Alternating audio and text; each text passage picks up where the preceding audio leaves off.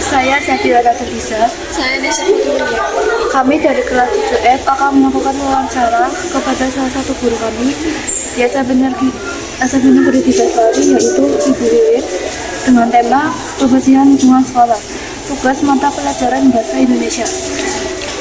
Assalamualaikum Ibu, selamat siang. Maaf mengganggu waktu Ibu sebentar untuk mewawancara. Langsung saja pertanyaan pertama. Apa pengaruh lingkungan terhadap proses belajar mengajar?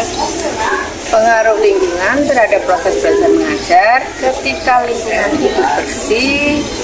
Saya contohkan kelas, kalau lingkungannya bersih, kelasnya bersih, otomatis dalam pembelajaran itu juga akan lebih enak, ya, gurunya menyampaikannya juga enak, murid-murid juga akan lebih fresh pikirannya karena kelasnya itu bersih, kelasnya nggak kotor. Jadi kita melihat lingkungan kita bersih, kita jadi senang, kita jadi itu berpengaruh terhadap proses belajar mengajar.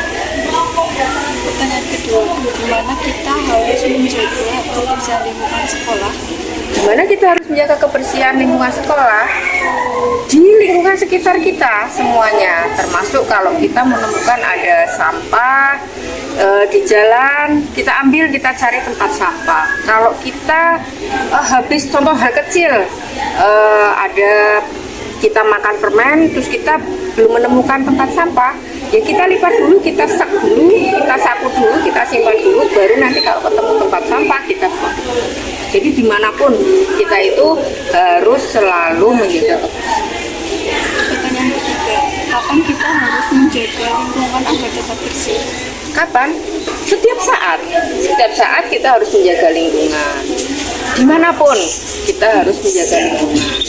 Karena lingkungan bersih juga sebagian dari iman, ya. Pertanyaan keempat, siapa saja yang berperan untuk menjaga kebersihan lingkungan sekolah? Semua komponen sekolah, baik guru, karyawan, dan anak-anak SMP 3. Pertanyaan kelima, mengapa kita harus menjaga kebersihan lingkungan sekolah? Kenapa kita harus menjaga lingkungan sekolah? Ya supaya kita tetap sehat, kita jadi sehat. Kalau lingkungannya kotor kan kita juga nanti jadi sarang penyakit. Hal kecil, kalau di ruangan kelas laci dijadiin tempat sampah, maka akan banyak nyamuk. Ya, ada tikus juga, kita nggak tahu datangnya kapan. Itu kan juga sarang penyakit, makanya kita nggak boleh yang namanya membuat kotor suasana. Iya, itu semuanya harus berperan serta dalam lingkungan sekolah supaya bersih. Pertanyaan terakhir, bagaimana cara menjaga kebersihan lingkungan sekolah? Bagaimana menjaganya? Itu tadi, kalau habis makan makanan yang plastik, tempat plastik, kita sudah punya tong sampah dengan 3 tempat, organik, anorganik, ya kan? Satunya apa? Organik itu kalau umpamanya ada kertas, tisu, itu masuknya ke organik, ya.